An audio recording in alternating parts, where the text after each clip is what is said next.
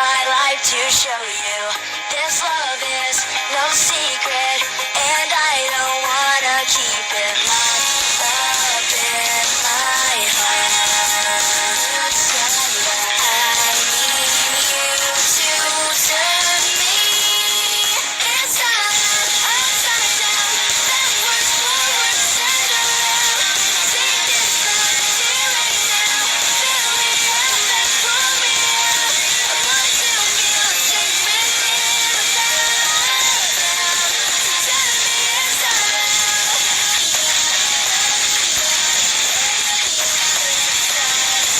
When I get distracted, worn out and disconnected, so far from perfection, point me in your direction. Make this fire burn inside you. Only you can turn me inside, upside down, backwards, forwards, turn around. Take this love here and now, fill me up and pull me out. I want to feel safe within without doubt. Turn me inside out.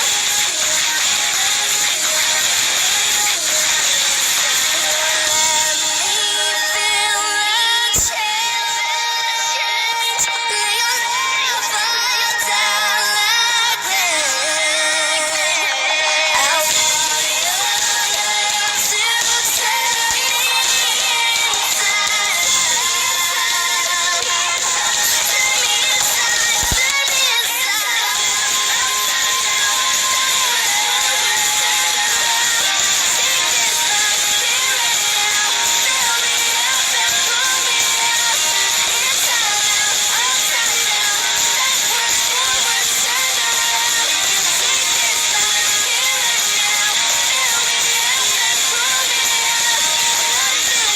to turn me inside out.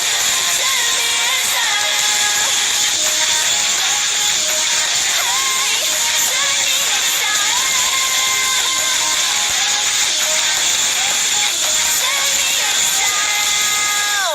Hi everyone, I hope that you guys had a great day and week and are ready for today's story. Last week we talked about a very important story. We talked about Jesus' death on the cross, and today we're going to continue that and talk about his resurrection, or the when he rose from the dead. Today's story comes from Matthew chapter 28 and John chapter 20. So after Jesus had died on the cross, they took his body and put cloth around it, and then they put him in a tomb. And I have a picture of a tomb so that you guys can kind of see what it might look like. So if you see this top picture here, this is kind of what a tomb would look like. It's kind of like a cave, and they put people who have died in it, and then they put a big rock in front of it to seal it. For Jesus in particular, they also had people guarding his tomb. The reason why Jesus' tomb was guarded was because the Jews remembered that Jesus had said that he was going to rise from the dead. And the Jews didn't believe that this was actually going to happen. They thought that one of Jesus' disciples or someone that Jesus knew was going to steal Jesus' body and tell everyone that he had risen from the dead. But as you guys all know, and as you will find out throughout our story, Jesus was really going to rise from the dead.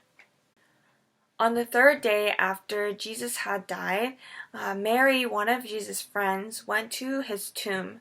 And when she got there, she saw that the stone in front of the tomb had been moved away. So she ran and told, she went to go find Jesus' disciples, Peter and John, and she told them what she had saw.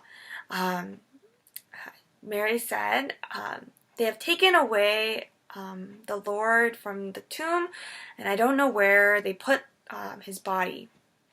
So Peter and John ran to go to the tomb, and John looked inside and saw that there was the cloth that was wrapped around Jesus' body laying there, and Peter went inside the tomb and saw the cloth as well.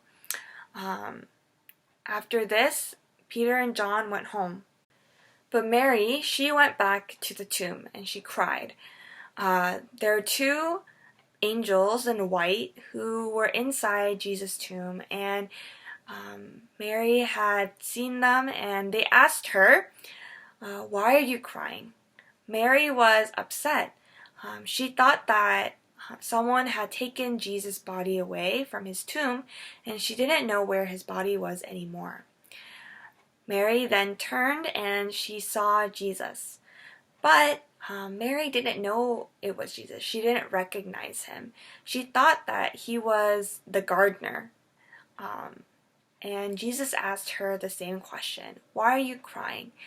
And Mary, thinking that the person who asked her this question was the gardener, said, "Sir, if you have taken his body away, tell me where it is. I will go get it."